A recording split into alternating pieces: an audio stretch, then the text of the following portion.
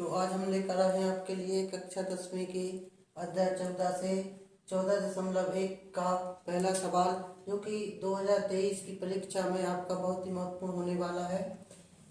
लिखा है पौधों की संख्या दी गई है आपको 0 से 2, 2 से 4, 4 से 6, 6 से 8, 8 से 10, 10 से 12, 12 से 14 और घरों की संख्या दी गई है आपकी 1, 2, 1, 5, 6, 2 और 3। तो इसका लिखा है कि माध्य ज्ञात कीजिए, आपको माध्य ज्ञात करना है। तो इसको सबसे पहले इसमें आप क्या करेंगे, 4 खंड बनाएंगे। इस एक खंड में लिखेंगे आप वर्ग अंतराल, एक में लिखेंगे बारंबारता, अगले में मध्यमान। बारंबारता को आप x से प्रदर्शित करेंगे, मध्यमान को आप x से प्रदर्शित करेंगे और इन दोनों का लास्ट में आप क्या करेंगे, इन दोनों का गुणा करेंगे, इंटू करेंगे। तो वर्ग अंतराल में आपको क्या करना है, सबसे पहले वर्ग अंतराल में कि ये जो दी गई संख्या है ऊपर वाली पौधों की संख्या को लिख दिया वर्ग अंतराल, और इसमें लिखा है 0 से 2, 2 से 4, 4 से 6, 6 से 8 पूरी की पूरी संख्या आपको एक साथ लिख देनी है।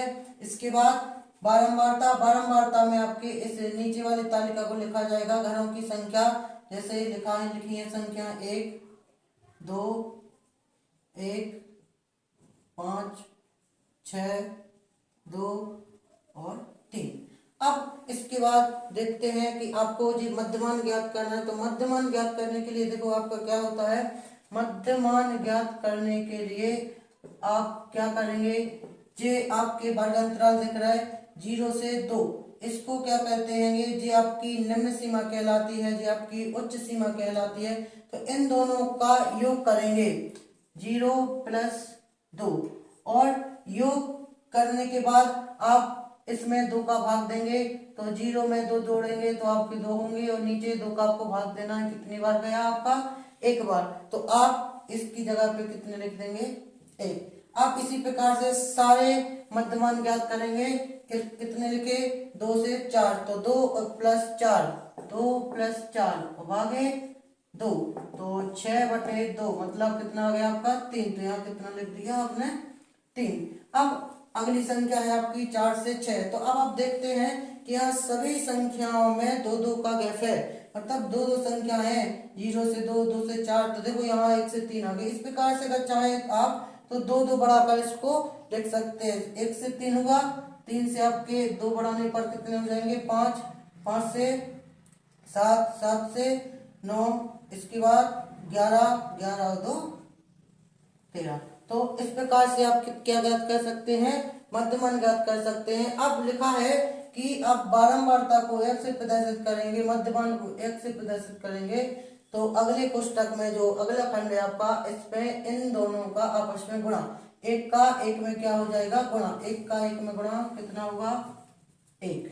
इसी प्रकार से 3 का 2 में 6, 5 का 1 में 5, 7 का 5 में 35, 9 का 6 में 54, 11 का 2 में 22 और 13 का 3 में जो हो गए आपके 39। तो इस प्रकार से आप क्या करके गुणा करके रख सकते हैं। अब देखिएगा क्या होगा आपका, इस fx वाली लाइन को और इस f वाली लाइन का योग करेंगे, इन दोनों का योग, और योग के साथ में इस चिन्ह को लाएंगे जिसको हम बोलते हैं सिग्मा, इसको लगाएंगे जिसको हम कहेंगे